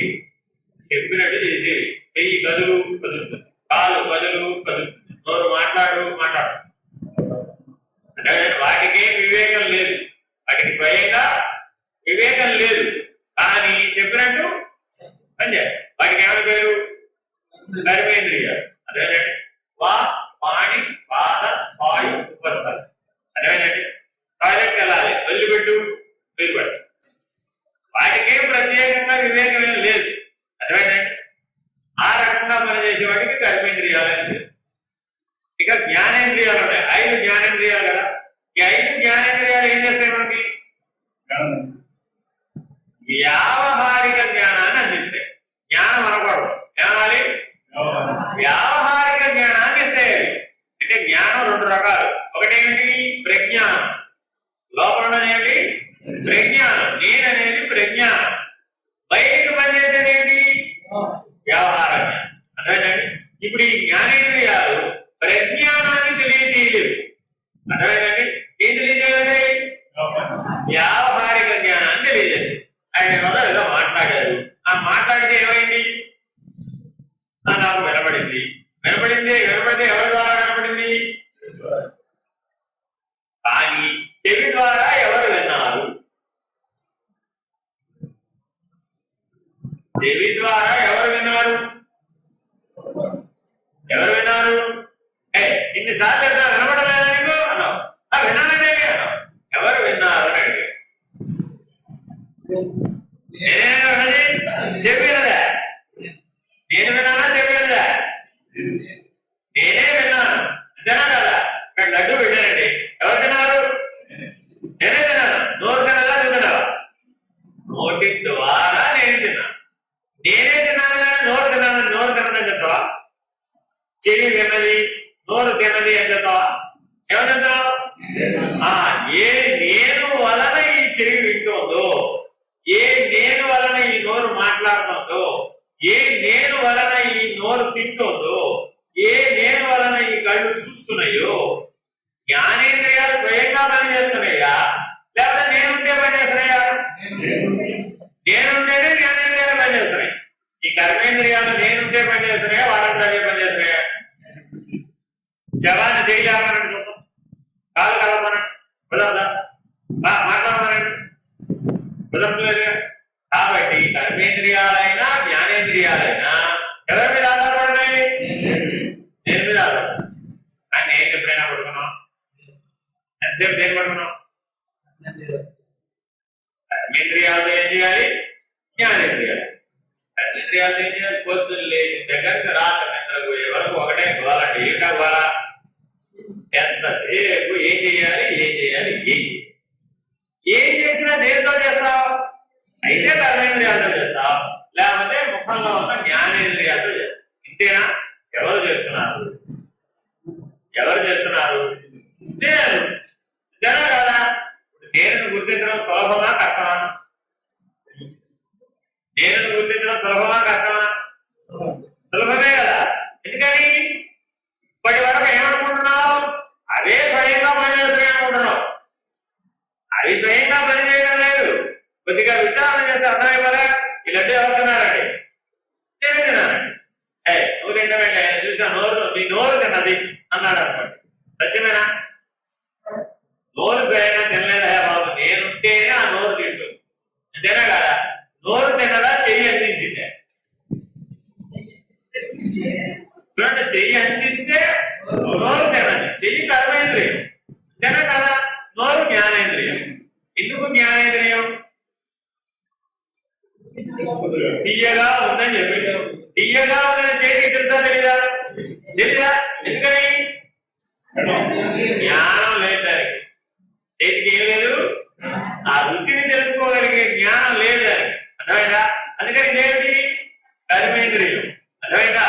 నోరు మాత్రమే ఆ రుచి అనే జ్ఞానం తెలుసుకోగలిగే శక్తి ఉంది కాబట్టి అది జ్ఞానేంద్రియం. జ్ఞానేంద్రియం అన్నావే గాని అదే నువ్వు అన్నావా? అల్లే. అర్థమైందండి? మీ ఇంట్లో కరెంట్ ఉందండి, ఫ్యాన్ ఉంది. మీ ఇంట్లో కరెంట్ ఉందో లేదో తెలుసుకోవాలంటే ఏం చేయాలి? ఫ్యాన్ తిరిగితే కరెంట్ ఉన్నట్టే. అంతేనా? ఇప్పుడు కరెంట్ తిరుగుతుందా, ఫ్యాన్ తిరుగుతుందా?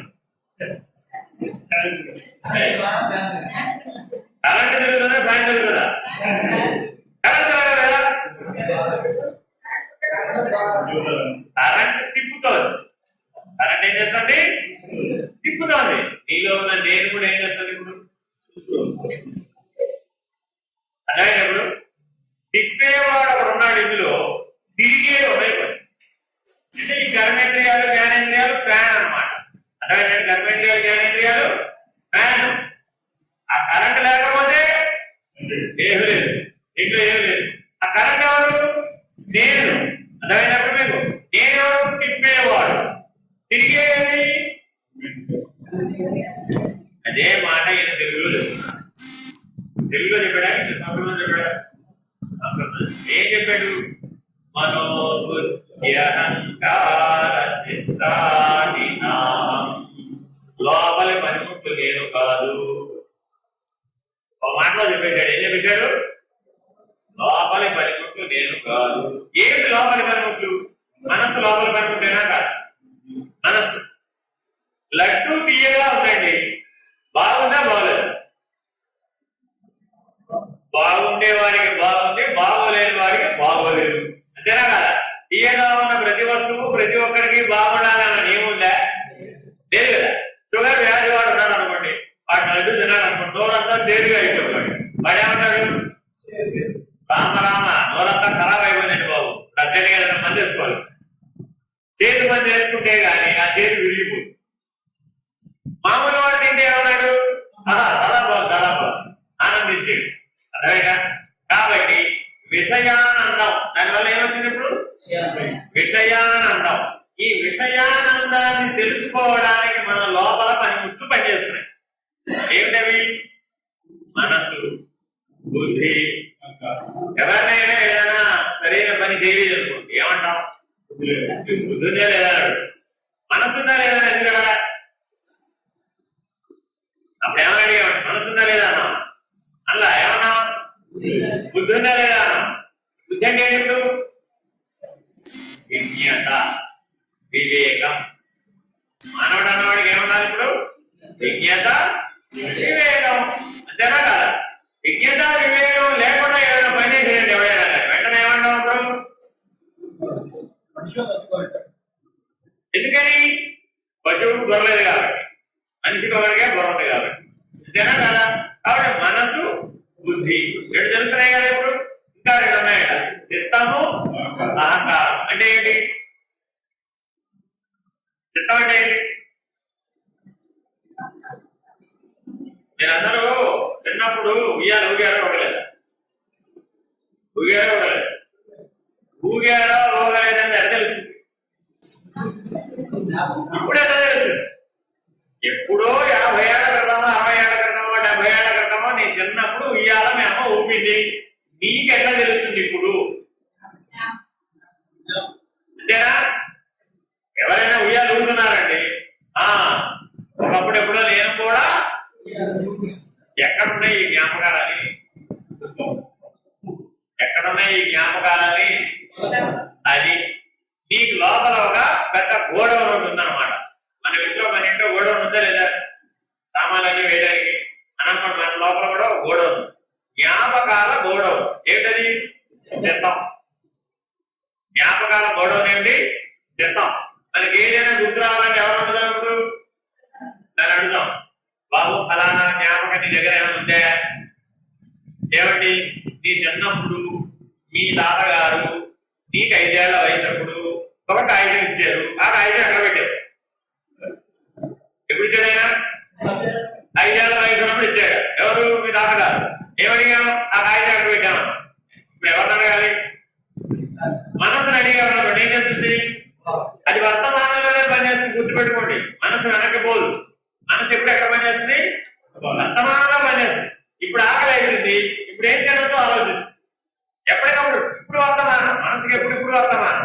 బుద్ధి ఏం చేస్తుంది? ఇది ఎదురుకుండా చెప్తుంది. ఎదురుకుండా లడ్డు ఉంది, బజ్జీ ఉంది, కూర ఉంది, పప్పు ఉంది, అన్నం ఉంది, విహారం ఉంది, ఇవి తినొచ్చు అని చెప్పేది మనసు. లడ్డు తింటే నీకు ప్రమాదం అని చెప్పేది ఎవరు? బుద్ధి. అర్థమేనండి? అసలు ఇది లడ్డు, ఇది పులిహార అని ఎవరు చెప్పాలి? నీకు ఎలా తెలుసు? గోడంలో ఉన్నాయండి బాబు. చిత్తం అనే గోడంలో ఇవన్నీ జ్ఞాపకాల రూపంలో ఉన్నాయి. తీరా అక్కడ ఒక పదార్థాన్ని గమనించాం. బ్రహ్మ పదార్థం తయారు చేసి పెట్టారు కాసేపు అయితే మసారావు. అది ఏమిటో రంగు, రుచి, రూపు, వాసన మనం ఎప్పుడు జీవితంలో తినలే. వెంటనే ఏమడిగాం? అని అడిగాం. ఇది ఏమిటి అని అడిగాం. నేను ఏదో చెప్పాడు, మలాయి కోఫ్తా అన్నాడు. ఈ కోఫ్తా ఏమిటో నేను ఎప్పుడు లోపల చిత్తం ఏం చెప్పిన ఎప్పుడు అదేమిటో ప్రమాణం మనం ఎప్పుడు జీవితంలో తినలేదు. దండోకి అన్నమాట. ఆయన ఏమన్నాడు? వెంటనే బాగుంటుందండి తినండి. ఎవరైనా ఏం చెప్తారండి? బాగుంటుందా వినలేదా? ఆయన బాగుంటుంది అంటున్నాడు కానీ నేను మాత్రం తినమని చెప్పను. ఎందుకని? నా జ్ఞాపకాల్లో అది లేదు. ఒకవేళ తింటే అది నీ మీద నీకే భరోసా. నాకు తెలియదు ఏమవుతావో అని లోపల మనవాడు హెచ్చరిస్తూ ఉంటుంది. ఉంటుందా లేదా? అది ఎవరు? చెప్తాం. అర్థమైందండి? అదే అప్పుడు నేను విన్నాను, ఓయ్ జాగ్రత్త జాగ్రత్త, ఇప్పుడు చేయబోతున్నాం జాగ్రత్త. అది లేదు నా దగ్గర. కొత్తది ఏది చెయ్యకపోయినా వెంటనే చిత్తం ఏం చేస్తుంది? సరే తిన్నావు, నువ్వు కూడా ఏం చేశావు? బాగుంది. వర్తమానంలో ఏమన్నావు? బాగుంది అన్నావు. బాగుంది అనగానే ఏమైంది? అలాగే బాగుంది రాసేసింది లోపల. ఓ చిత్రగుప్తుడి చిట్ట రాసేసింది. అర్థమేనండి? మన చిత్రం ఏంటి? చిత్రగుప్తుడి చిట్ట. సినిమాలు చూపిస్తారు, ఎక్కడ చదువుతాడు. అలా అక్కడ పుస్తకంలో చిత్రగుప్తులు ఎవరు ఉండరు. నీ చిత్తంలోనే ఉంటాడు. చిత్రాల రూపంలో, జ్ఞాపకాల రూపంలో ఓ పుస్తకం తయారైపోయింది లోపల. నీ జీవితం అంతా ఓ పుస్తకం రూపంలో నీ చిత్తంలో తయారైపోయింది. దాంట్లో నుంచే చదువుకుంటూ ఉంటాం. దాంట్లోనే కొత్తవి రాస్తూ ఉంటాం, పాతవి చెరిపేస్తూ ఉంటాం. ఇంకే జరిగేది. అర్థమైందండి? ఈ పని ఎవరు చేయాలి? నేననేవాడు చేయాలి, చేస్తున్నాడుగా. కాబట్టి చిత్తంలో ఉన్నవన్నీ ఏమిటంటే ఇప్పుడు అన్ని ప్రియములు, అన్ని అప్రియములు జ్ఞాపకాల రూపంలో చిత్తంలో నిలబడి మనకన్నింటిలో ప్రతి పనిలోనూ కూడా మనకు తోచేది ఏంటి? ప్రియం అప్రియం. అంతేనా కదా? మస్తానరావు గారికి ఇవాళ ప్రత్యేకించి నల్ల బట్టలు ఎవరైనా పెట్టారనుకోండి దొరుకోవాలి, ఏం చేస్తాడు ఈయన? ఏం చేస్తాడు? What is this? నేను ఎప్పుడు తెల్లబట్టలు వేసేవాడు, నల్లబట్టలు పెట్టాడు. అప్రియమా ప్రియమా? ఎలా చేసు? చిత్తంలో ఉన్నది. ఈ ప్రియాలన్నీ ఎక్కడ స్టోర్ అయినాయి? ఇప్పుడు చిత్తంలో ఉన్నాయి. ఏదైనా సరే బాగుంది బాగలేదు అన్నవన్నీ ఇందులో ఉంటుంది. అంటే మనం ఏ పని చేయాలన్నా నా చిత్తం మనకు అందుబాటులో ఉండాలా కదా? మీరు దేవాలయ దర్శనానికి వెళ్ళారండి. దేవాలయ దర్శనానికి వెళ్ళారా, దైవ దర్శనానికి వెళ్ళారా? దైవ దర్శనానికి వెళ్ళారా, దేవాలయ దర్శనానికి వెళ్ళారా? దైవ దర్శనానికి వెళ్ళారు. దేవాలయ దర్శనానికి వెళ్ళమాకండి, దైవ దర్శనానికి వెళ్ళండి. దేవాలయ దర్శనం అంటే ఏంటి? ఆ గుడి చూసి రావడం, గుడి చుట్టూ తిరిగి రావడం. దైవంతో పని లేదు, గుడితోనే పని. అర్థమైందండి? అట్లాగే చాలా మంది దేవాలయ దర్శనానికి కూడా వెళ్ళరు, క్షేత్ర దర్శనానికి వెళ్తారు. అంటే అర్థమేంటి? ఆ ఊరంతా తిరిగి వస్తారు అనమాట. అంతే. దైవ దర్శనంతో ఆయనకి ప్రాధాన్యత లేదు. కాబట్టి మనకి ప్రధానం ఏంటి? ఇప్పుడు తిరుపతి వెళ్ళారండి, తిరుపతి అంటే మీకు ఏంటి ప్రధానం? దైవ దర్శనం ప్రధానం. అంతేగాని దేవాలయ దర్శనం, క్షేత్ర దర్శనం కాదు ప్రాధాన్యత మనకి. ఆ దైవ దర్శనం దేంతో ముడిపడింది? ఇప్పుడు మనసుతో చూస్తావా, బుద్ధితో చూస్తావా, చిత్తంతో చూస్తావా, అహంకారంతో చూస్తావా? చూడాలంటే ఈ నాలుగింటి ఏదో పని చేయాలంట. కంటిలో నుంచి కళ్ళతోనే చూసేది, కానీ కంటిలోంచి ఎవరు పని చేయాలి? మనసు, బుద్ధి, చిత్తం, అహంకారం. ఈ నాలుగింటిలో ఏది పని చేస్తే దైవం అంతేనా? లేదా ఇంకెవరికి కనపడా? ఎలాగో చూద్దాం. ఎప్పుడైనా గుర్తుపెట్టుకోండి, జ్ఞానంలో ఏమిటంటే ప్రతిదీ విచారణ. ఇప్పుడు అన్నం వండే ముందు బియ్యాన్ని ఏం చేస్తుంది?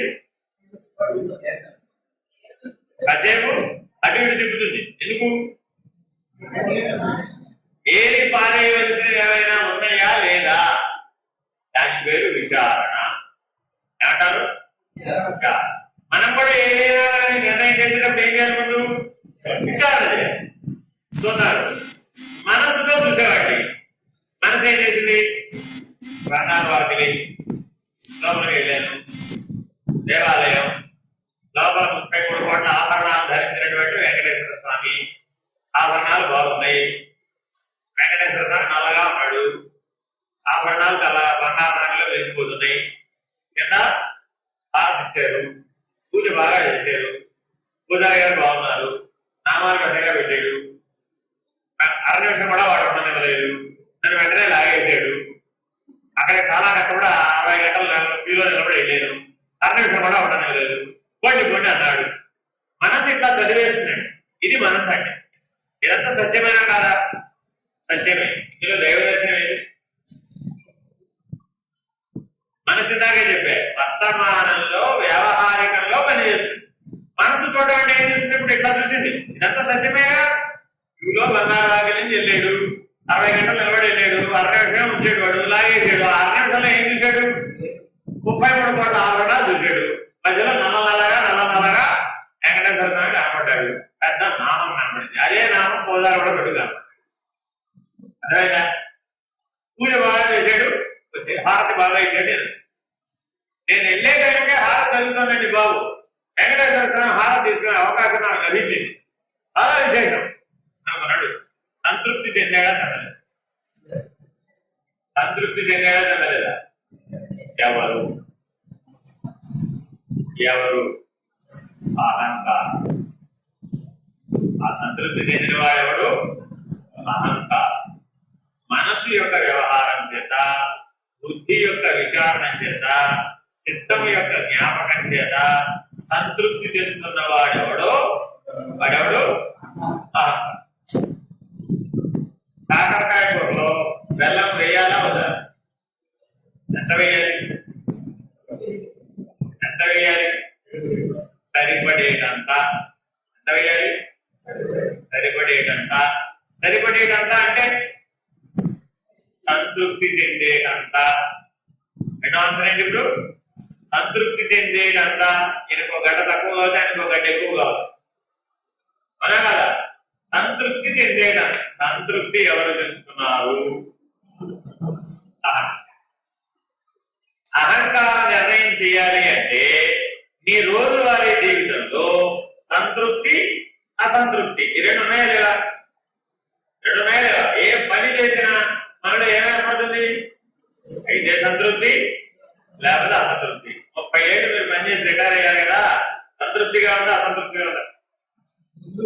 అది 30 ఏళ్ళు చేసిన పనిని 2 మాటలు చేసి పడేసాడు. సంతృప్తి ఉంది, అసంతృప్తి కూడా. 30 ఏళ్ళు పని, ఒక రోజు పని కాదు, అలా కదా? ఇప్పుడు ఆ సంతృప్తి చెందిన వాడెవడు? అహంకారం. అసంతృప్తి చెందిన వాడెవడు? వాడు అహంకారమే. ఈ రెండు వాడే. కాబట్టి నీ లోపల సంతృప్తి అసంతృప్తి అనే మూట ఎక్కడ కట్టబడుతుంది? అహంకార స్థానం. ప్రియము అప్రియము ఎక్కడ కట్టబడుతున్నాయి? చిత్తంలో. ప్రియము అప్రియం ఎక్కడ కట్టబడుతున్నాయి? చిత్తంలో. బుద్ధిలో నిర్ణయం, విచారణ. విచారణ చేయడం, నిర్ణయం చేయడం. ఇప్పుడు నీకు కిలో బంగారం కావాలా, కిలో వంకాయలు కావాలా? ఇప్పుడు నీకు కిలో బంగారం కావాలా, కిలో వంకాయలు కావాలా? ఇప్పుడు ఎవరు వాడాలి? ఇప్పుడు బుద్ధిని వాడాలా వద్దా? వాడాలిగా. బంగారం బాగుంటుందా, వంకాయలు బాగుంటాయా? వస్తువు అదే, ప్రశ్న మారిపోయింది. ఏం మారింది ఇప్పుడు? బంగారం బాగుంటుందా, వంకాయలు బాగుంటాయా? ఎవరు పని చేయాలి? చిత్తం. ఎవరు పని చేయాలి? ఇప్పుడు బాగుంటాయా ఎవరు వచ్చేస్తారు సీన్లోకి? చిత్తం. జ్ఞాపకాలు ముందుకు వచ్చేస్తాయి. బాగుంటాం, బాగోలేకపోవడం. అర్థమైందండి? అట్లాగే సంతృప్తి అసంతృప్తి. కిలో బంగారం నీకు ఇచ్చేసాను అనుకో, సంతృప్తి చెందావా అసంతృప్తి చెందావా? కిలో వంకాయలు ఇచ్చాను అనుకో, సంతృప్తి చెందావా అసంతృప్తి చెందావా? కిలో బంగారం ఇస్తానని వచ్చావు, కిలో వంకాయలు నేను ఇచ్చాను, సంతృప్తి అసంతృప్తి? ఇదెవరు? అహంకారం. వస్తువు అదే, గుర్తుపెట్టుకోండి. వస్తువు బంగారం, వంకాయలే. మనసు ఏం చేసింది? కిలో బంగారాన్ని కిలో వంకాయని చూసింది. ఆహా అని వదిలేసి. బుద్ధి ఏం చేసింది? నిర్ణయం చేసింది. కిలో బంగారం ఇస్తే బాగుండు, బంగారం ఇస్తే బాగుండు, బంగారం ఇస్తే బాగుండు. చిత్తం ఏం చేసింది? బంగారమే బాగుంటుంది, బంగారమే బాగుంటుంది, బంగారమే బాగుంటుంది, బాగుంటుంది బాగుంటుంది బాగుంటుంది. అహంకారం ఏం చేసింది? ఆ కిలో బంగారం లభిస్తే సంతృప్తి చెందింది, కిలో వంకాయలు లభిస్తే పని అదే. కానీ ఇప్పుడు 4 పని చేసినా పని చేయలేదు. మనసు, బుద్ధి, చిత్తము, అహంకారం ఉన్నాయా లేవా? ఇప్పుడు నేనున్నానా లేదా? నేనున్నానా లేదా? ఈ 4లో ఉన్నానా, 5వ వాడిగా ఉన్నానా? ఈ 4లో ఉన్నానా, 5వ వాడిగా ఉన్నానా? ఈ 4లో ఉన్నవాడు జీవుడు. ఈ 4లో ఉన్న నేను జీవుడు. ఈ 4లో లేను, 5వ వాడి నేను, పడాత్మ. ఈ 4లో లేను, 5వ వాడు నేను, ఆత్మ. కాబట్టి మనం ఏం చేయాలి? మనలో ఉన్న నేను, ఈ చిత్తము, అహంకారము, మనసు, బుద్ధి, ఈ 4 కలిసిపోయాడు. ప్రాబ్లం ఎక్కడ వచ్చింది ఇప్పుడు? మనసు, బుద్ధి, చిత్తము, అహంకారంలో నేను కలిసిపోయాడు. కలిసిపోయేటప్పటికి ఏమైపోయాడు? జీవుడైపోయాడు. అదే జీవుని వేరు చేశాం. దీంట్లోని వేరు చేసి, రే నువ్వు చైతన్యంరా బాబు, నువ్వు ఆత్మవి, నువ్వు చైతన్యానివి, నువ్వు సాక్షివి, నువ్వు ప్రకాశానివి, నువ్వు జ్ఞాన స్వరూపుడివి, నువ్వుంటేనే అభిమానం చేస్తాయి. ఎలా? ఏమండి, శవ దగ్గరికి 1 కిలో బంగారాన్ని 1 కిలో వంకాయలు పట్టుకెళ్ళి పెట్టాం. ఏం చేస్తుంటాడు? ఏం చేయరా? అరే నీ లెక్క ప్రకారం పనిచేయాలని. మరి నేనుంటే మనసు, బుద్ధి, చిత్తం, అహంకారం పనిచేస్తున్నాయా? నేను లేకపోతేనే పనిచేస్తున్నాయా? ఇప్పుడు మరి నేను ప్రధానమా, మనసు బుద్ధి చిత్తం అహంకారం ప్రధానమా? కానీ కొంతకాలంలో మనం ఏమైపోయాం? నేను మరుగైపోయి మనసు బుద్ధి చిత్తం అహంకారము ప్రధానమైపోయింది. ఏ నేను ఉంటే మనసు బుద్ధి చిత్తం అహంకారం పని చేయగలవో ఆ నేను నేను. అంతేనా కదా? మనసు బుద్ధి చిత్తం అహంకారం లోపల పనిముట్లు, కాళ్ళు చేతులు బయట పని. అదే మాట నేను తెలుగులో ఇక్కడ చెప్తున్నాను. ఏమని? మనసు బుద్ధి అహంకారము చిత్తము నేను కాను. మనం రోజువారీ జీవితంలో పని చేసేటప్పుడు ఇలా వాటికి చెప్పాలి. వీటికి మనసుకి బుద్ధికి చిత్తానికి అహంకారం. ఎలా చెప్తావు? మాటి మాటి కింద చెప్పారు. వ్యవహరించే తీరు ఏం చేస్తాయి? కిలో బంగారం, కిలో వంకాయ. మనసు పొందాలి పొందాలి పొందాలి, తహతహలాడిపోతూ ఉంటుంది. విషయాన్ని పొందాలనే తహ మనసు, విషయాన్ని పొందాలనే తహ మనసు. ఫలానా విషయాన్ని పొందాలి బుద్ధి, ఫలానా విషయాన్ని పొందాలంటే బుద్ధి. ఫలానా విషయం వెనకాల ఉన్నటువంటి ఇష్టాలు ఉన్నాయా లేదా? ఫలానా విషయం ఎందుకు పొందాలి? అది నాకు ఇష్టం కాదు. అప్పుడేమైంది? చేస్తాం. ఫలానా విషయాన్ని పొందడం ద్వారా నేను సంతృప్తి చెందాను, లేదు ఫలానా విషయాన్ని పొందడం ద్వారా నేను అసంతృప్తి చెందాను. అహంకారం. కానీ నాలో ఉన్న నేను కిలో బంగారము కాదు, కిలో వంకాయలు కాదు. పోనీ ఆ ప్రియము నేను కాదు, ఆ అప్రియము నేను కాదు. పోనీ ఆ అసంతృప్తి నేను కాదు, ఈ సంతృప్తి నేను కాదు. ఎందుకని?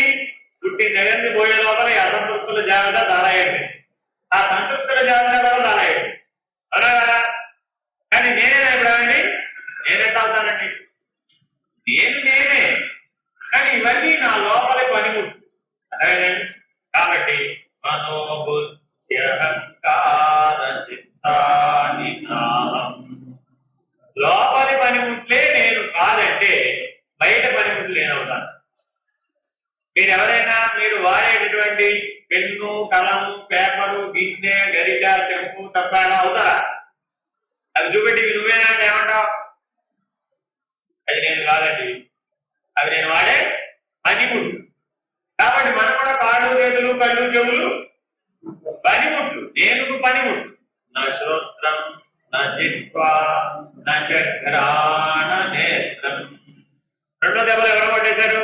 మొదటి దెబ్బలోనేమో అంతఃకరణ చతుష్టయాన్ని కొట్టేశారు. నేను కాదని ఎవరిని కాదన్నప్పుడు అంతఃకరణ చతుష్టయాన్ని తీసేశారు. రెండో దాంట్లో ఎవరిని తీసేశారు? నా శ్రోత్రం, నా జిహ్వా, నా చక్రాణ నేత్రం. నేనుంటేనే చెవి వింటుంది, నేనుంటేనే కన్ను చూస్తుంది, నేనుంటేనే నోరు తింటుంది, నేనుంటేనే ఏదైనా సరే. కాబట్టి జ్ఞానేంద్రియాలని నేను కాదు. మూడో దాంట్లో చూడండి. నా చవ్యో భూమిర్ తేజో నవాయు. ఆగండి, ఇక్కడ ఏమంటున్నాడండి? ఎంత పెద్ద స్టేట్మెంట్ అండి ఇది. ఈ స్టేట్మెంట్ ఇవ్వాలంటే మనకి ఎంత ధైర్యం ఉండాలండి. నేనేమంటున్నాడు చూడండి. నేను ఆకాశాన్ని కాదు, నేను భూమిని కాదు, నేను తేజస్సులు కాదు, నేను వాయువులు కూడా కాదు, నేను నీళ్లు కూడా కాదు. పంచభూతాలని మనం ఏదైతే అంటున్నామో ఆ ప్రకృతి నేను కాదంటున్నాను. అంటే ఇంద్రియాలు నేను కాదు, అంతఃకరణ చతుష్టయం నేను కాదు, పంచభూతాత్మకమైనటువంటి ప్రకృతి కూడా నేను కాదు. అందుకని ఎలా అన్నాడు? ఈ మాట ఎలా చెప్పగలిగాడు?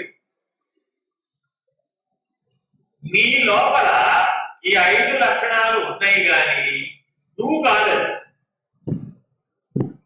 ఈ 5 భూతాలతో నీ శరీరం తయారైంది, అర్థమైందా?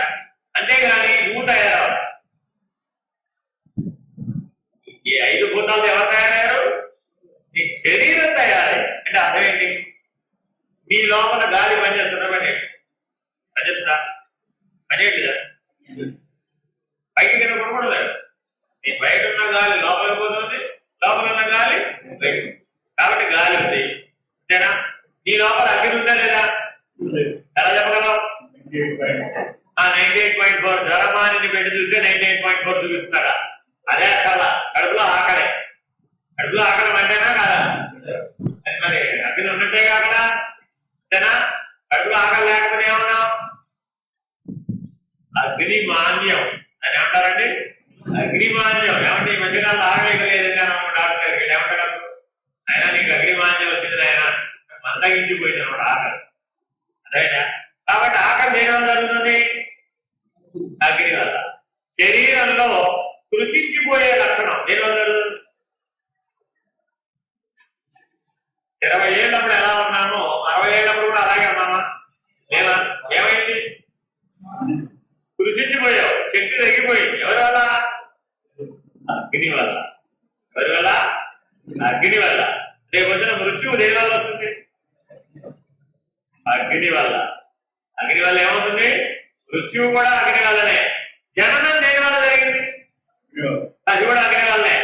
కాబట్టి నీ జననం నుంచి మరణం వరకు నీకు సహాయకారు ఎవరు? అగ్ని. అది లేకపోతే ఏమీ లేదు. అర్థమైనా? కాబట్టి నీ లోపల అగ్ని ఉంది, నీ లోపల వాయువు ఉంది, నీ లోపల నీళ్ళు ఉన్నాయా? లేయా? తెలుసా మనకి నీళ్ళు ఉన్నట్టు? రక్తం నీళ్ళే కదండి. రక్తం నీళ్ళు కదా. ఇంకా చాలా ఉన్నాయి మనలో. నీళ్ళ రూపంలో చాలా ఉన్నాయా లేదా? అవన్నీ నీళ్లుంటేనే ఉన్నాయి. నీళ్లు తాగితేనే మనం బతుకుతున్నాం. కాబట్టి నీళ్లు. ఇంకేమున్నాయి? నేల ఉండాలా వద్దా? ఉండాలా? నేల ఎలా ఉంది మనలో? నేల ఎలా ఉంది? నీ లోపల ఎముకలు కఠినంగా ఉన్నాయా లేదా? నీ లోపల ఎముకలు కఠినంగా ఉన్నాయా లేదా? ఆ ఎముకలే ఆ నేల. కాబట్టి నీ ఫ్రేమ్ సరిగ్గా ఉందన్నమాట. లోపల ఆ స్కెలిటన్, ఆ అస్థి పంజరాన్ని తీసేసి నీళ్ళు అన్ని పెట్టామనుకోండి, నిలబడుతుందా? పులుపులు జన కదా. కాబట్టి నీ అస్థి పంజరమే భూతం. ఆకాశం ఉందా లేదా? ఎలా?